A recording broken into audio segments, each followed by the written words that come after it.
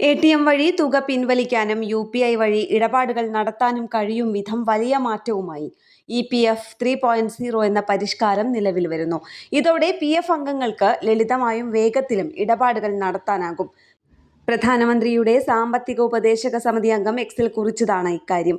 പരിഷ്കാരം ഈ വർഷം തന്നെ നടപ്പിലാക്കും. ആധാറുമായും ബാങ്ക് അക്കൗണ്ടുമായും യൂണിവേഴ്സൽ അക്കൗണ്ട് നമ്പർ ബന്ധിപ്പിക്കുക വഴി ഇത് വേഗത്തിൽ സാധ്യമാവും. അത്യാവശ്യ സാഹചര്യങ്ങളിൽ ഓട്ടോ ക്ലെയിം സെറ്റിൽമെന്റ് വഴി PF-ൽ നിന്ന് പിൻവലിക്കുന്ന തുകയുടെ പരിധി 1 ലക്ഷത്തിൽ നിന്ന് 5 ലക്ഷം രൂപയായി ഉയർത്തി. അംഗം മരിച്ചാൽ നോമിനിക്ക് ക്ലെയിം നൽകുന്ന പ്രക്രിയ എളുപ്പമാകും.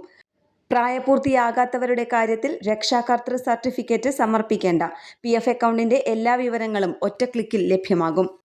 ഓൺലൈനായി തിരുത്തലുകൾ വരുത്തുവാനോ അപ്ഡേറ്റ് ചെയ്യുവാനോ കഴിയും വിധമാണ് പരിഷ്കാരം. ന്യൂസ് ഡെസ്ക് കേരള പ്രണാമം.